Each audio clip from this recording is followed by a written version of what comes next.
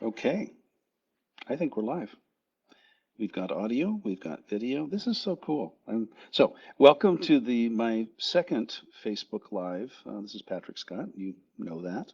Uh, Excited, kind of thrilled that I'm doing this, and I know many of my peers and colleagues have been doing it for years and do it every day and think it's really cool. And I am coming into the age of enlightenment, apparently.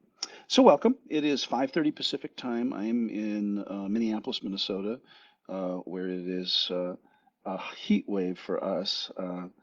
It is about 91 degrees, which is extremely hot because it's humid here. And I've read that in Las Vegas it was like 119 and Death Valley 130. And so we cope. And I'm here in my office in Edina, Minnesota, which is a suburb of Minneapolis. So thrilled to be talking to you about Huna.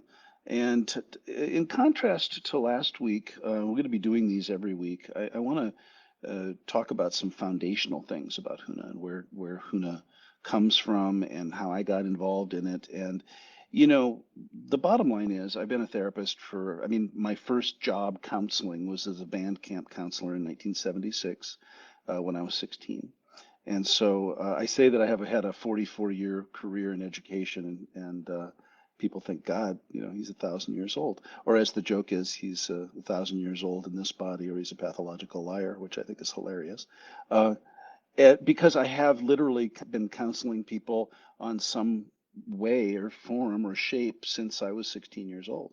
I also became Buddhist when I was 16 years old and was an exchange student to Germany. And I'll talk more about that because I want to make the distinction tonight about so we're going to talk about Huna, and that's cool because it's just cool, Hawaiian lineage. And then we're going to talk about what is the distinction between religion and a collection of tools. And I was raised Lutheran, as many Minnesotans are, and so exotic to go to Germany as a 16-year-old and discover an Asian religion. I met a couple from Belgium, and they were in the house that I was being hosted in, and I could hear them chanting in the morning, and they were old, like 20. I was 16, and they were a couple, and I didn't know what was going on in there, but I heard in the morning before breakfast some chanting, some like vibration, and it was really exciting to me. So we'll talk about that. And then I want to talk also a little bit tonight about how specifically Huna can help you and why practice it. Like, what's the point anyway? Huna is not, for all of my Hu nerds out there, Huna is, and I get to say that because I am the original nerd. I mean, I am. If it can be studied down to the gnat's ass, I've studied it. If it can be researched, I've researched it. I am a scientist first, and people don't remember that. They think somehow I was born chanting, that I was born, I hatched and I was a kumu, I hatched and I was immensely spiritual. And the truth of the matter is, I was an academic first, and I started with very Western traditional psychotherapy techniques. And it was just over the course of my career and the juxtaposition of Asian religions, Eastern and Western, that made me question our psychological techniques and was there something more? Had a great conversation with a physician yesterday who is looking to incorporate more intuition and more um, esoteric techniques into her practice, a family practice physician, actually. I'm excited to help her because I see that, I do that every day. And so the idea for those of you that come from a purely Western point of view, it's valuable. I recently, and I'm pretty transparent, those of you that know me, and so I'm a 2 year, coming up on November 30th, I will be 2 years cancer free, and it's really cool. And it wasn't guaranteed. It wasn't guaranteed that I would survive. And I have another story that I'll tell at some point about that. That's not the topic, certainly, of this. But what I did learn is that the more tools, the better. Um, Not the person with the most tools wins, but I used to overcome cancer a combination of Western medicine, which is immensely helpful, and Huna. It's both. And I went down that road, and in probably the subject of another webinar, I'll talk about the exact process. But Huna is complementary and alternative medicine, just like Reiki or other things that we know that are in the public discourse now. And so we're going to talk about what it is. Very specifically, Huna is actually a misnomer. It comes from Hawaii. So this whole collection of tools comes from the ancient Hawaiians, actually. And we can date these teachings because we have chants, we have transcriptions of chants, we have documents that put at least our lineage 28 generations into the Hawaiian culture. And then one particular teacher who passed away a number of years ago went this far back, and I don't say this, and we don't say this publicly, thousands of years, if you look at his lineage of Molokai. And so we don't exactly know. We exactly know 28 generations, which, if you do the math, is a long time.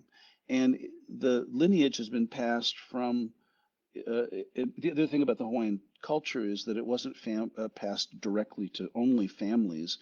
You may have noticed I'm white. Um, it's kind of hard to miss.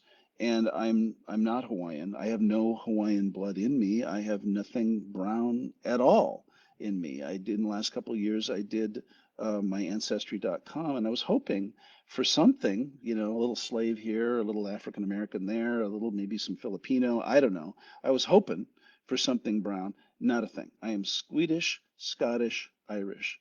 And we'll talk about the whole, like, what would prompt a Midwestern male psychotherapist to be attracted to a collection of esoteric tools from the Hawaiian Islands. Um, have you ever been attracted to a culture that is not your culture? Have you ever felt at home places that were not your home? Have you ever traveled to a country and felt as you got off the plane, wow, this feels really good here? Um, I'm going to assume, because you can write in the comments, but I'm going to assume that many of you have. You wouldn't be attracted to this stuff if you hadn't had a soul that has been around the block a few times. We have a kumu who teaches at our Huna workshop in Kona, coming up also now in Scottsdale because we can't go to who says that you wouldn't study this, you wouldn't be curious about this or these teachings if you didn't have an old soul. And so and so I first went to Hawaii as a school teacher in 1970. I'm going to say 70 something, 74, 76, maybe it was after 76, maybe late 70s. And as soon as I landed, and this was on Oahu back then, I felt something. Now, I couldn't describe it. I didn't know. It just felt really good. And I was like, God, no wonder people love to go to Hawaii. This feels awesome. My gosh, the air and the earth and the everything. It was not particularly enlightened at the time, and it just felt right. But I also felt that way in Egypt. I also felt that way in London. I also felt that way in Germany. I also felt that way in Japan. Um, and I came to study with Brian Weiss, who's famous for Many Lives, Many Masters, and I had regressed and been documented 650 some odd lifetimes. Many of those lifetimes occurred in those places where I felt strangely comfortable. That's a whole nother long story. Huna, like I said, is a misnomer. If we were to call this collection of teachings by its original name or its more accurate name, it would be Ho'omana. Ho'o in the Hawaiian language means to make, and mana means life force energy.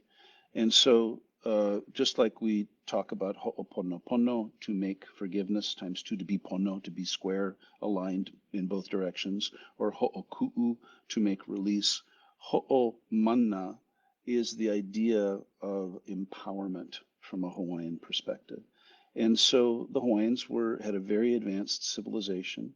They were not heathens nor savages, and they weren't called that by Captain Cook in his writings when he landed. He found a very intact culture with a lot of rules, a lot of royalty and layers of society, just like any other society.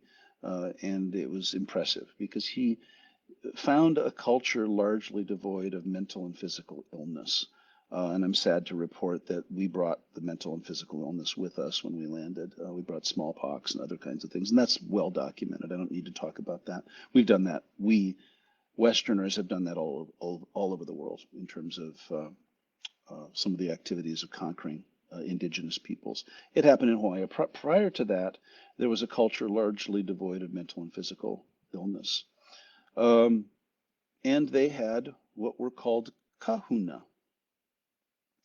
Huna literally means and translates as secret. And so in the 20s, there was a man named Max Freedom Long, who was an anthropologist who went to study the Hawaiian culture.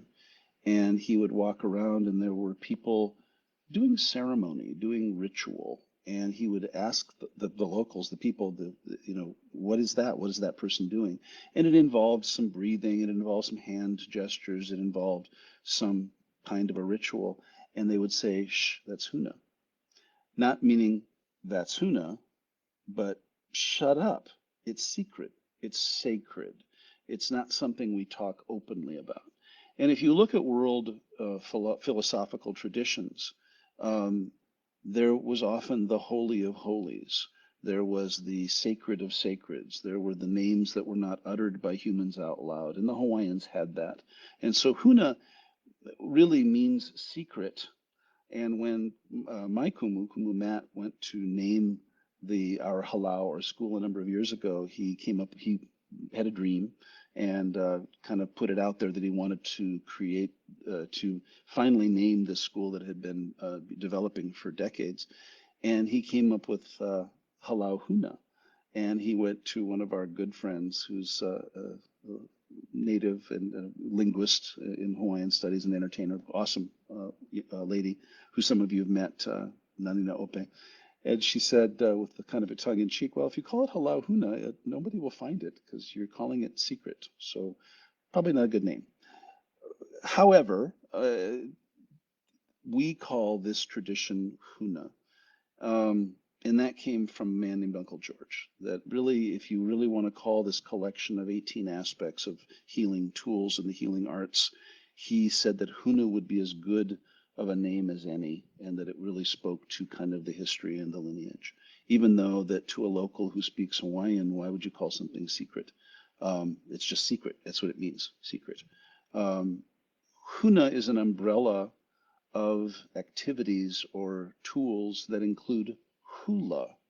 And hula, for most people in the world, is perhaps the only thing that they recognize immediately as Hawaiian. That's the dance. And hula was very sacred, and it was used to tell a story. And we study hula at our Huna workshop.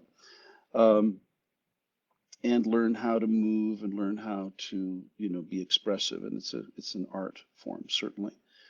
Um, as many of you know, when the missionaries came to the islands, they brought with them Christianity, and they declared that hula was dirty or overly sexual because of the moving of the hips. And there was a kahuna, Daddy Bray, who was considered to be one of the last practicing kahuna in the islands, in Kona, and on the Big Island.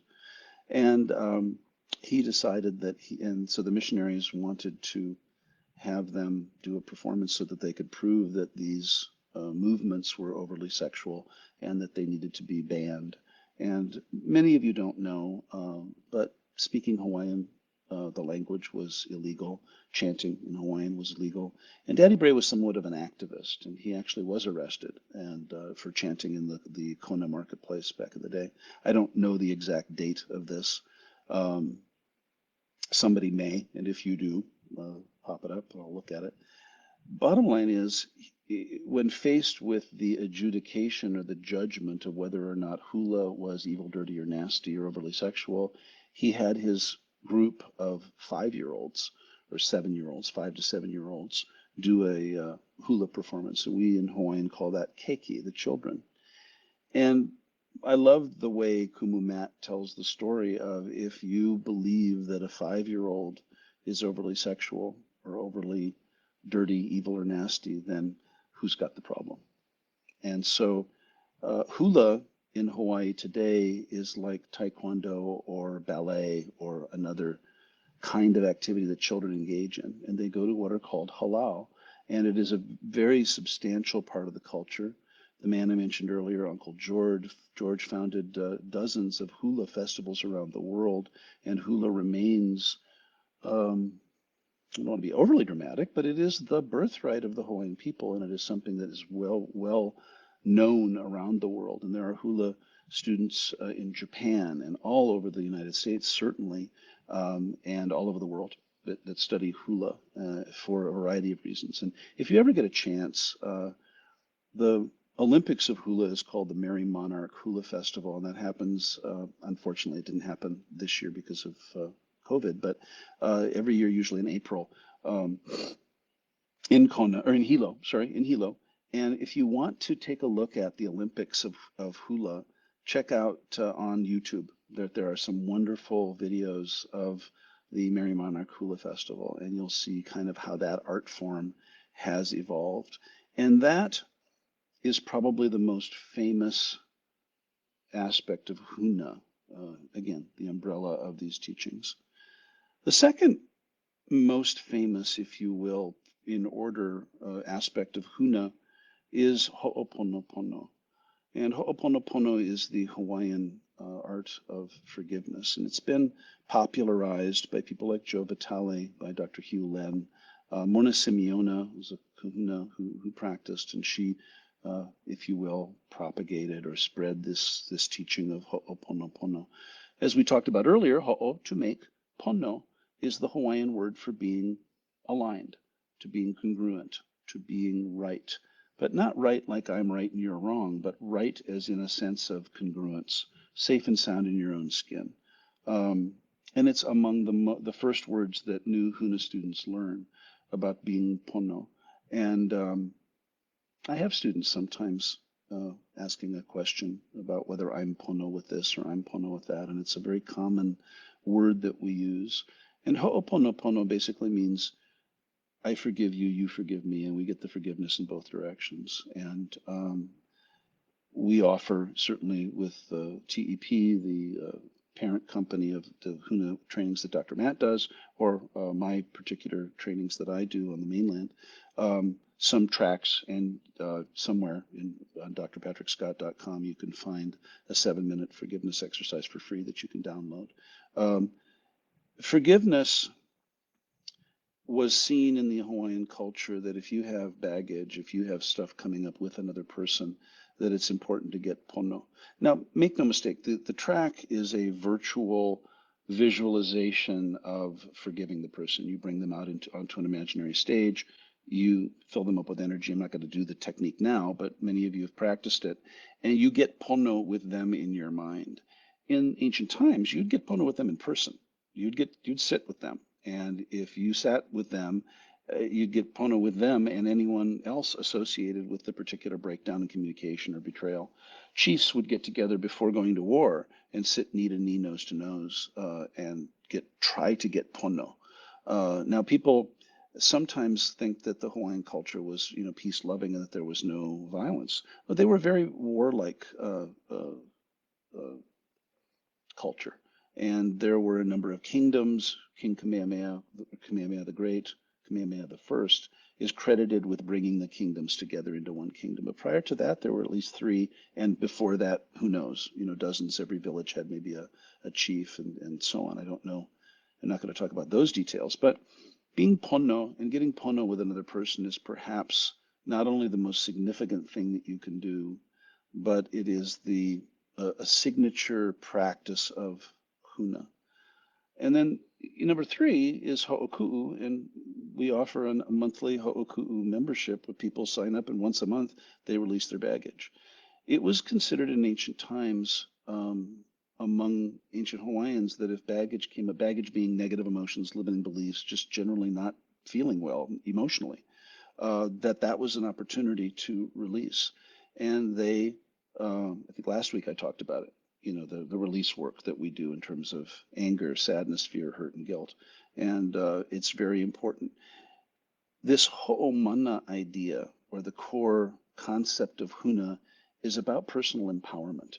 So ho'omana, literally translated to make energy, they knew that energy can neither be created nor destroyed. And so the Huna system is a system by which Each individual gets to take 100% responsibility for their stuff.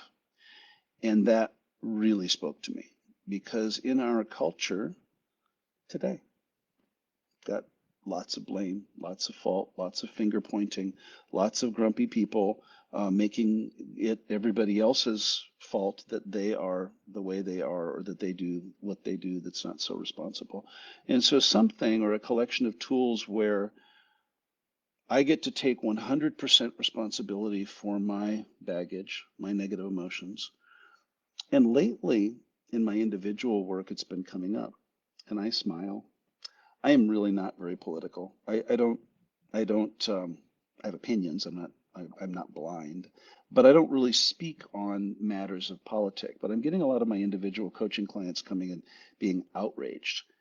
Doesn't matter which side, but outraged by one side or another. And right now, if unless you're dead, you know that the Republican National Convention is going on, and last week was the Democratic National Convention. So in my individual work, it's coming up, and it was thought that the kahuna in ancient times, like the Buddha, right, was someone who could hold multiple points of view as possibly valid without agreeing with them.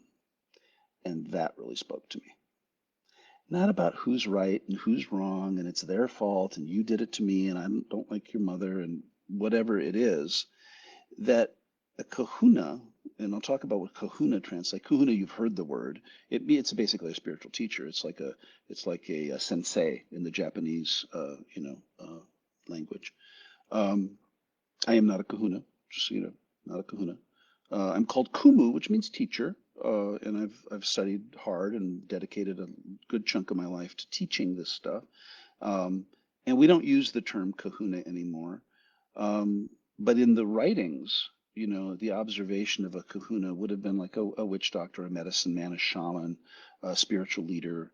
And the other confusion sometimes is people think the kahuna were the royalty, and the kahuna were at the right hand of the royalty. So our lineage that we practice in Halau Ho'omanaloa in Kona is the direct lineage of the advisors to the king, the people that would predict the weather or influence the weather, predict the future, tell the king when it was good to go to war, when it wasn't, help with crops, help with prediction, divination is what we call it, kilo, looking down the path and giving the king advice, not unlike astrologers did for President Reagan. Sorry if you don't know that, but President Nancy Reagan were super into astrology. And so Huna is not a, it is a unique system, but there are parallels in many other systems. The thing and the reason why I find Huna so provocative for me as a clinician is that it is the most complete system of tools that I had found. And I had studied a lot of different things, lots of things in my studies. And we believe that that's true because Hawaii is the most isolated, and until Captain Cook landed in 1776, it was the most isolated place on the planet. And so these teachings that we have direct access to are pretty pure. That we're getting them as they were taught then. We have writings and chants and manuscripts and things that we study for the last several hundred years that offer us a glimpse into the Hawaiian culture with real practical application. And so while there are aspects of many cultures, if you look at some of the ancient cultures, the Egyptians, the Aztecs, the Mayans, the Incas, you look at legendary lost civilizations like Atlantis or Mu or Lemuria or any of those, depending on your point of view. If you look at Christianity and Judaism, Islam, and Hinduism, and all of them have roots back into cultures where there were teachings and techniques. We study Tarot at level 4 at Huna. We have studied it a number of times, and I find it fascinating. The Tarot, those cards, if you go to a psychic reader, they'll use the Tarot, get a Tarot reading, if you will. A deck of 21 cards that were actually seen as the core aspects of a very profound spiritual tradition in Central Europe prior to the Middle Ages. And when the Crusades happened, again, like we do, my religion's better than yours, my tradition is better than yours. And so the tarot cards were created into a children's game to preserve the teachings. And so they were made into cards. And I don't, again, don't quote me specifically on this, but it's the idea that humans have a need to be right, many humans, and have a need to say that my way is the right way. There's a saying in the Hawaiian culture that I knocked me out my very first tuna class, which was Ohe Pau Ko Ike Iko Halau, which means that think not that all wisdom is in your school. And that really struck me because I had spent a lifetime in Christianity and even in Buddhism, where this Buddhism is better than that Buddhism, this meditation is better than that meditation. You got to do yoga this way, not that way. And the Hawaiians are saying, no, I have stuff that I know. You have stuff that you know. You're a master at your craft. Let me show you what I know, and you can take it or leave it. And that truly, from our point of view in Palau and largely the Hawaiian culture that we've looked at and studied, this lineage of 28 generations, is very humble and very pure and not interested in making you wrong, which just really, really spoke to me. Um, and so these teachings, and I said that there are 18 aspects. I can run them off, but we're not going to go through all 18 aspects. I've talked about hula. I've talked about Ho'oponopono, forgiveness. I've talked about release work. There's also meditation tradition. There's also a chanting tradition. There's also a dream interpretation tradition. There's a numerology tradition. There's all sorts of different aspects to Huna that you learn when you come to a workshop or you go to a class like this. I've studied it for a long time. It's not, for me, everything was academic. And I think this is the cool thing about Huna. People think I'm awfully intuitive, and I've become awfully intuitive because of my Huna practice. And I'll talk about that in a moment. I want to complete this, like, what is Huna? So the idea of our lineage, at least the way we practice it, was that the advisors to the king, who were shamans, really, kahuna, they were called kahuna. Kahuna translated just means the keeper of the sacred wisdom, essentially. Huna being secret or sacred or unspoken, right?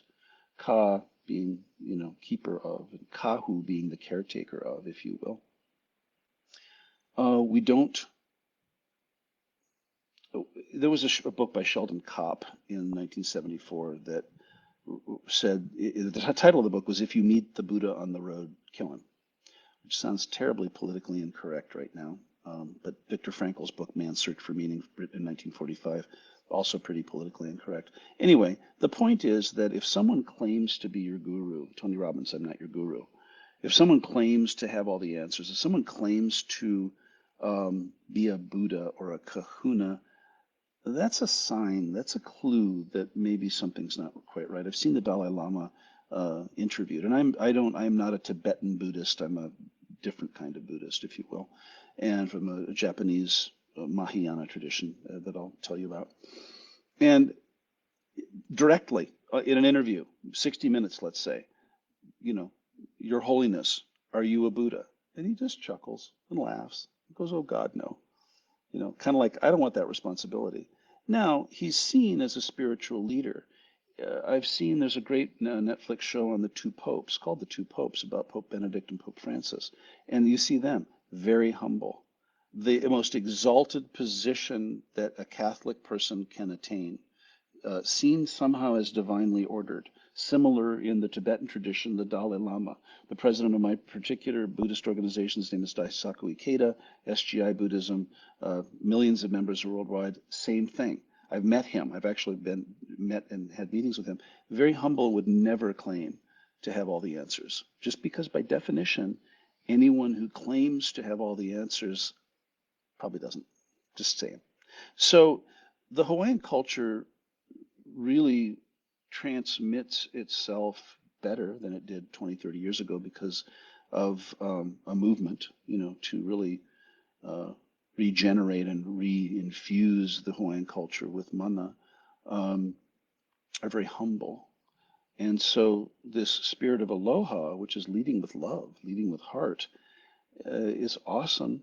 And it's why they were overrun by the missionaries, because they were a peace-loving people. They were very humble. Uh, we say in our tradition, you never know who you're talking to, because you could be sitting next to a kumu or a kahuna or someone who's very spiritual who you would never know. And I love that. I just love this idea that you never actually know and that everyone has something to offer.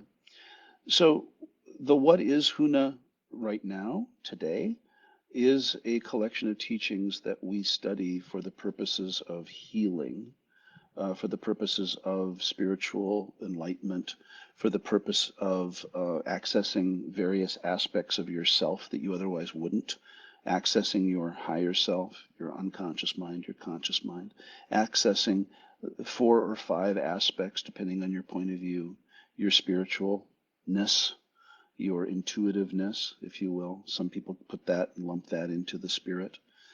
Your mental faculties, you know, your emotional faculties, and finally your physical body. And so it's absolutely about empowerment, and it's absolutely about manifesting what you say is important to you, manifesting your best version of you through these practices. And we've learned for a lot of years that, oh, maybe the Buddhists call it enlightenment. I don't think the Hawaiians call it enlightenment. They call it empowerment, if you will. That it requires practice. It's not something that is you learn something in the conscious mind and you get the 3-ring binder and you put it on the shelf and spontaneously you're enlightened. So I studied it for a long time, and Huna as a practice or as a discipline requires daily attention, not daily arduous study, but if you really want to infuse your life with more awareness of yourself, and this is not unique to Huna, by the way, yoga and meditation and all of the different spiritual and even religious practices, frankly, if you practice Catholicism or Judaism or Kabbalah or Hinduism or Islam or whatever, there are daily rituals and practices, which leads me to how is Huna different than a religion? Is it a religion per se? And I like to make the distinction that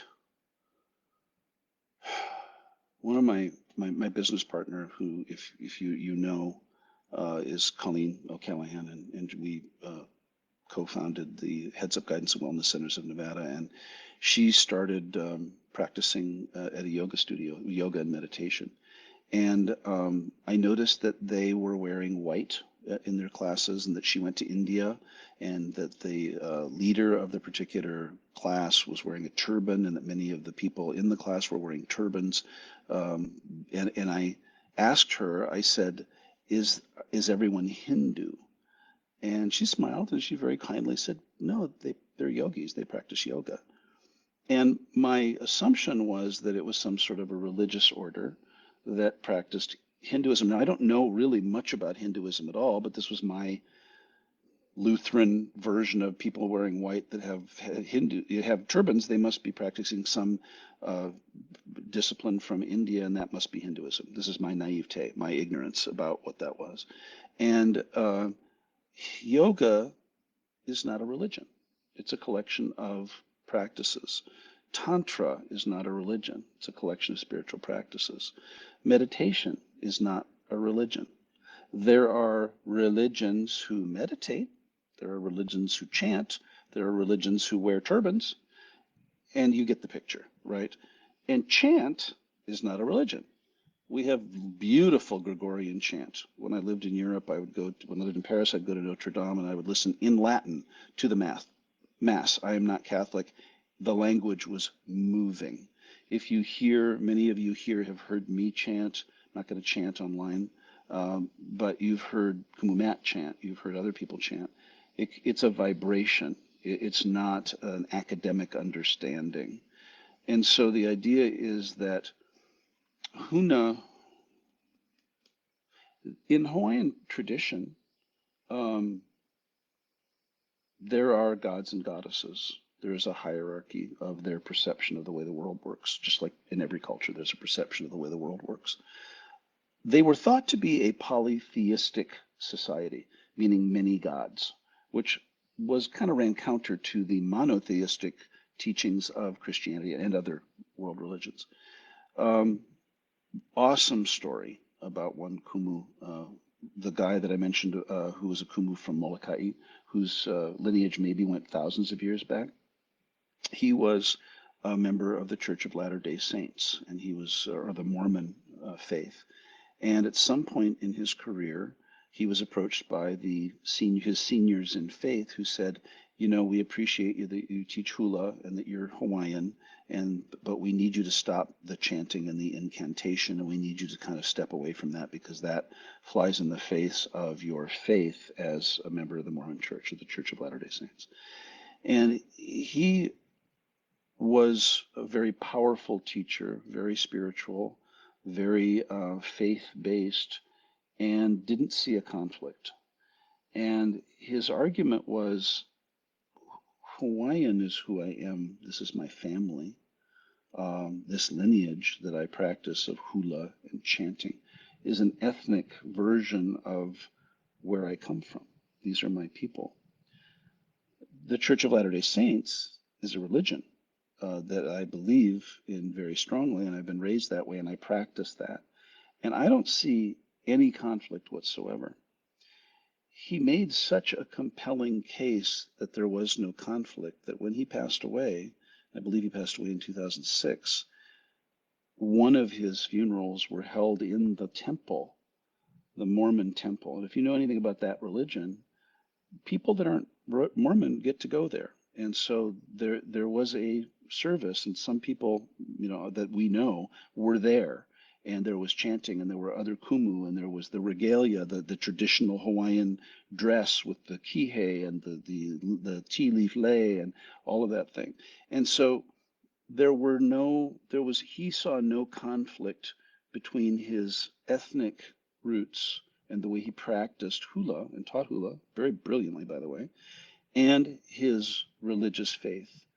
So I do occasionally at Huna in Kona have people come up to me because Kumu Matt has said Patrick used to be Buddhist and now he's Kumu. And we talk about it. I'm still Buddhist, just so you know, on the record. Still Buddhist, always will be Buddhist because that's my faith. That's the way I was raised since I was 16. I'm also a Kumu of Huna. Now, I will tell you how that manifested in my life is I practice Buddhism, but I don't teach Buddhism anymore. I'm not a leader in that spiritual organization, and I was for many, many years. I would be like an elder or a deacon or, you know, something like that. I don't do that anymore because I'm so busy practicing Huna. And the Huna skills and techniques are powerful, but not, it's apples and oranges. I have chanted the Lotus Sutra for some of the people that work with me. I've chanted the Lotus Sutra for my Kumu, who said, wow, that's really old. It has so much mana, right? Because it does. It's 2,500 years old, and it's in Sanskrit, and it's extremely powerful. And I chant in Hawaiian, and I see absolutely no conflict. And so if you're out there wondering, well, this sounds like a religion or something, it's a religion like yoga's a religion. There's a bunch of practices that we do. There is no exclusion, meaning anybody from any walk of life can come and learn these tools at whatever your path calls you. Uh, and so I hope that helps the distinction about religion versus spirituality or spiritual practices. There's also not, this is challenged by choice. I used to joke, I don't joke anymore about, you know, between flossing and stretching and eating kale. And now people are laughing at me because I had a dietary meeting yesterday at my post-cancer chemo recovery thing. And I'm supposed to cut out, I'm just going to say it, I'm supposed to cut out my basic 5 food groups: dairy, gluten, wheat, alcohol, and probably mayonnaise. Probably not good for me either. Those are my five. Those are the foods of my people. That's I'm in the Lutheran church basement. Please, between the baked goods and the dairy, and this is near Wisconsin, it's about the cheese. And so I'm reeling from the dietary meeting that now I'm apparently going to be a very healthy 28-year-old millennial, because between the twigs and the sawdust, I'm just not going to be able to have anything. I'm joking. I'm kind of playing with you, but I joked that between the flossing and this, because dentist wants you to floss like 6 times a day. You got to do that. And the stretching, supposed to stretch all the time. You got to work out. You got to meditate twice a day, and you got to do your this and your that. And I joked that, well, who could possibly have time for a job? Because between all these spiritual practices, we couldn't possibly work. I can't, the beauty regimen, the exfoliation alone, takes 30 minutes. I joke about these things. The reality is that as I've come up in my practice of Huna, with Buddhism and meditation and all these other things, um, yeah, we'll talk at some point in these webinars. I think a good topic would be how to formulate your own daily practice. Uh, I teach a lot of people that don't study Huna. I teach a lot of physicians who don't study Huna about how do you connect with spirit every day. I have no agenda that it has to be Huna or Buddhism or anything else. What do you do that works? Now, I do run into some people who really want to quiet their mind, and I have a lot of, some of you know me, I record things. I have a lot of recordings, and I'll send them a recording type of meditation or something. And they'll struggle because they're so used to multitasking. And the cool part about Huna, like I said, is that it's challenged by choice. It is not about, I think this was the hard part for me at first. It's not about your academic understanding. It's not about learning, because there's lots of stuff. There's stuff. There's symbols and there's chanting and there's assumptions and laws and rules and historical artifacts and things that you can learn. There are books. There are binders you get when you come to class. And for the first several years of my practice, because I'm such a nerd, I thought, well, this is so cool. It's another thing I can learn, another set of things I can memorize. And slowly but surely, I started to change. My body didn't like it at first. I had physiological changes.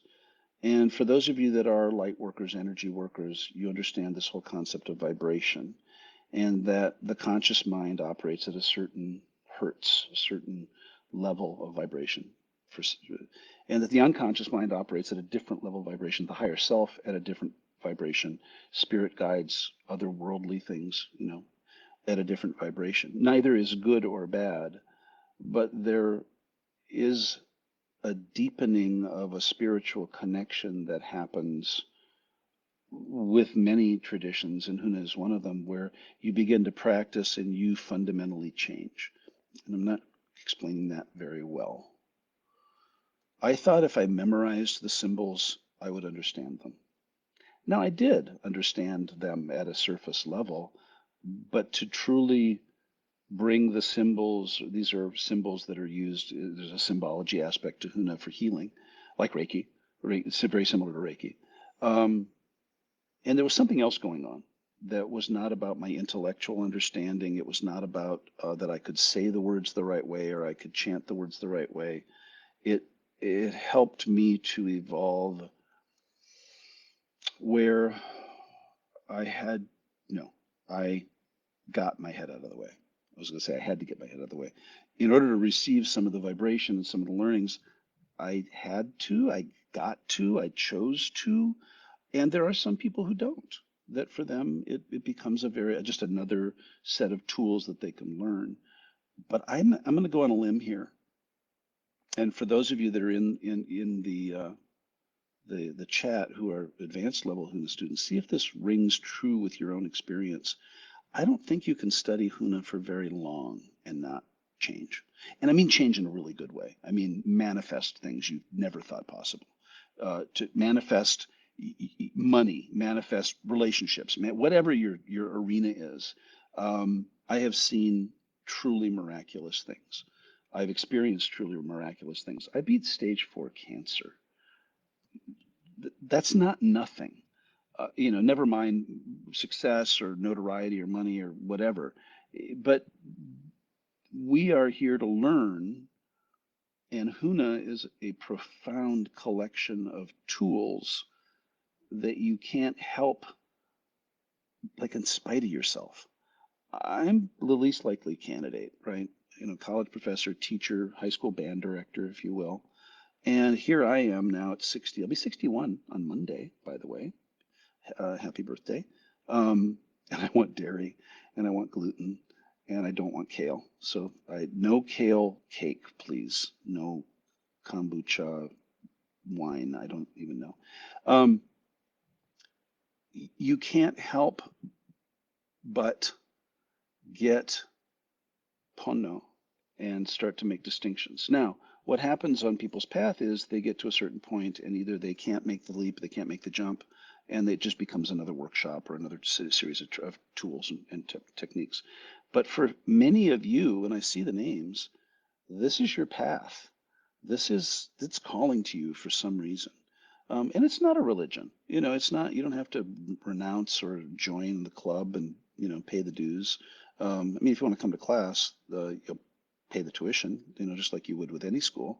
But this does not require any sort of allegiance or, blind devotion. Um, and I'm going to look at my notes because I'm forgetting what I'm supposed to cover. How it can help you. Why is it different than other teachings? Okay,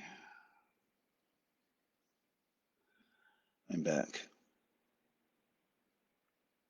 Um, okay, so I'm thinking. It's different, as I mentioned, because it's pure and that you're going to study what we have that is directly from the horse's mouth. Um, 28 generations into the Hawaiian culture, couple generations ago, it went into a Caucasian family, the James Bray. Daddy Bray was Hawaiian, and then it was, for a long story that I'm not going to go into now, it was moved into my kumu Matt's father, the James family, and it's continuing there. It's not a blood relation.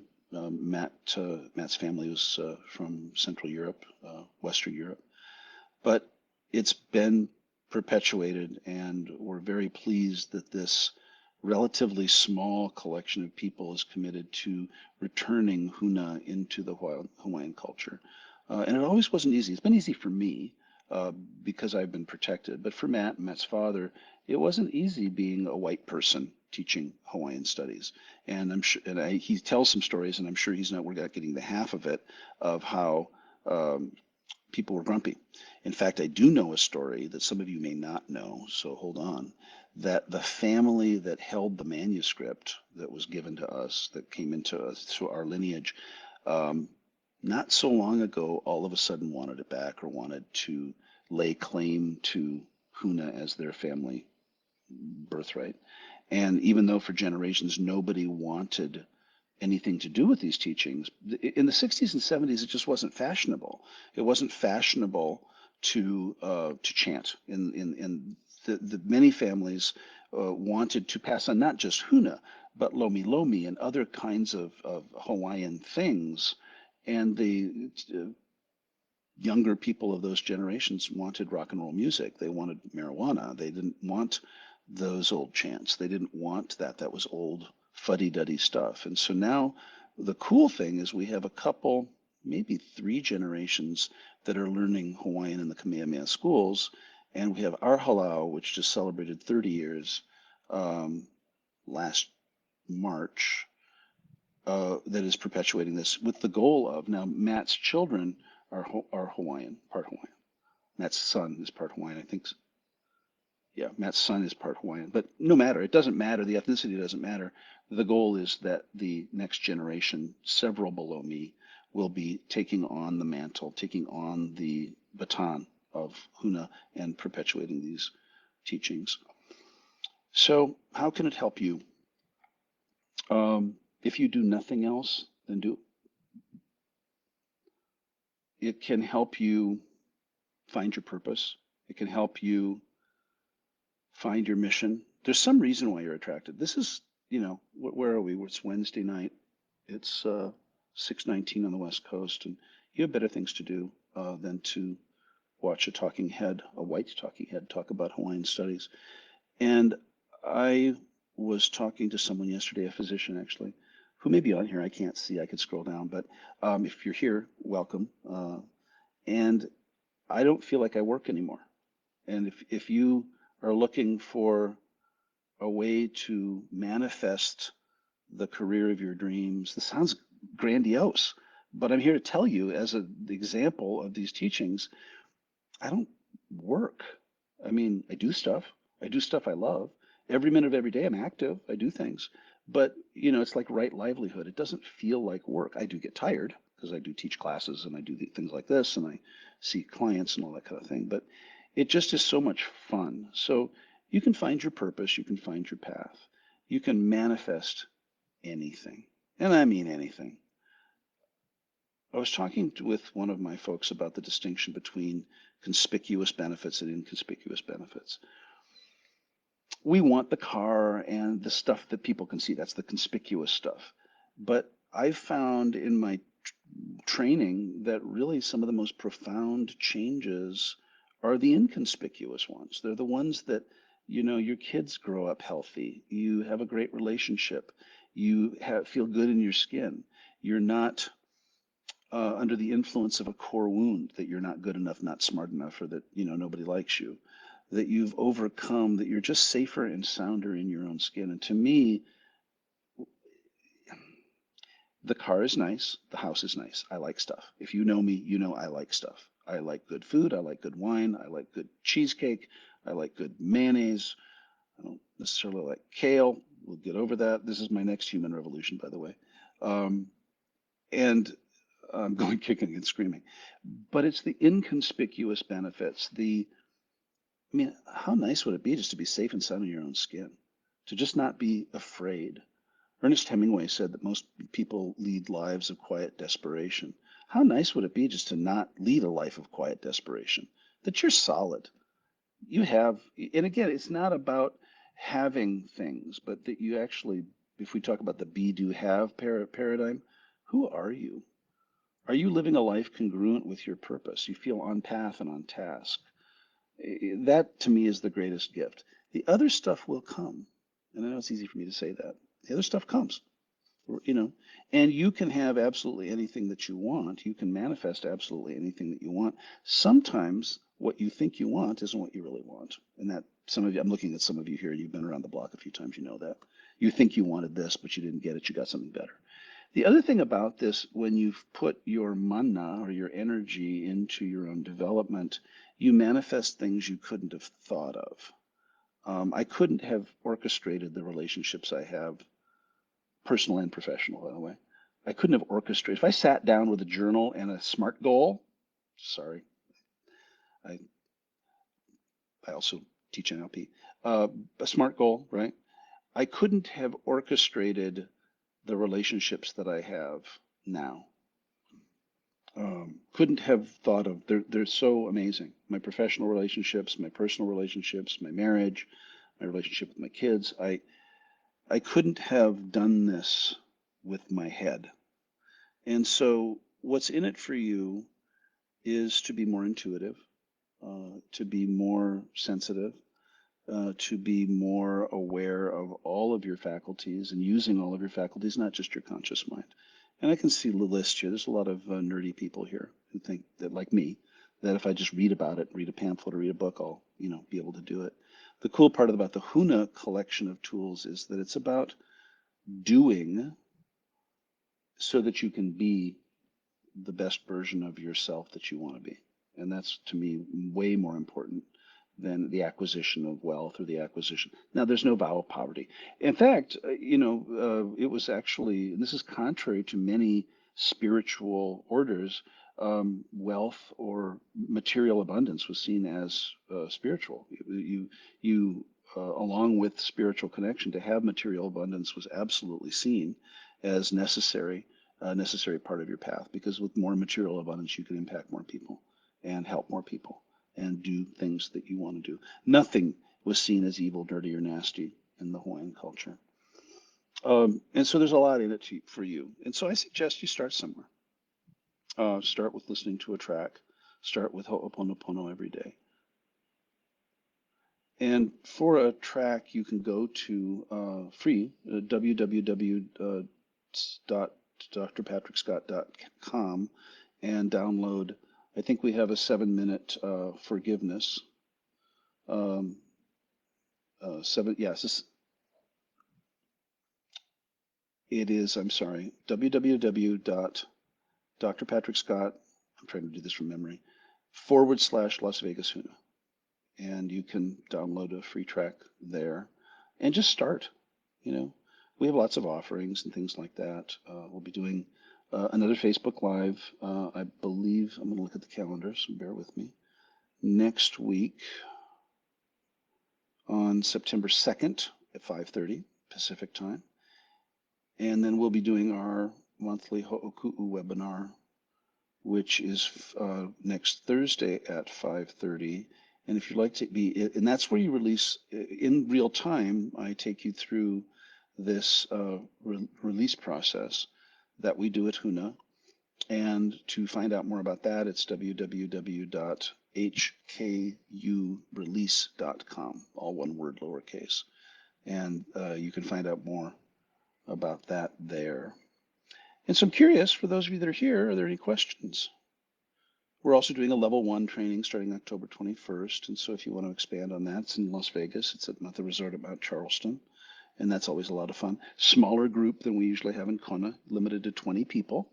And so it's a really intimate setting and a lot of really good learning. Some of you I see have been to that training, and it's a really special way to connect. And so let me see if I can get back to the list. Okay, so are there questions? I'm looking at some of your comments. This is awesome. And it looks like Arjul in the comments posted the link to drpatrickscott.com. Thank you very much. And look at Brandy's here. Hello, so nice. And thank you for the early birthday. Cheese is the food of my people. I may be vegan yet, Brandy. I swear, I'm getting there. Thank you for the birthday wishes. And someone says that Islena, thank you, who's done our level 1, said that the recordings are very helpful. And they are. You know, you want to train your unconscious mind to start practicing some of these things.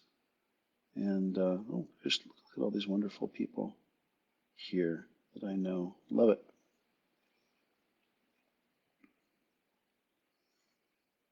All right. So, Peanut Gallery, do you have any feedback? Arjul, Daryl, anything I'm missing before we sign off? I'm hearing silence and I'm seeing silence. Okay. All right. So we end class like we always end class, and if you know it, repeat after me. Malamapono, which means we all stand in righteousness. Aloha keakua, which means we lead with love. Love is our shield. We lead with aloha. Aloha ke kahi I ke kahi, which means to love one another, and cherish each other, and take care of each other, particularly now. And finally, we say ahui ho. We don't say goodbye because the Hawaiians believe that we as a group will meet again on some level, in some fashion, somewhere. And so we say ahui ho. Live aloha. Really appreciate your time and attention tonight, and there will be a recording of this posted somewhere. So be well. Thank you.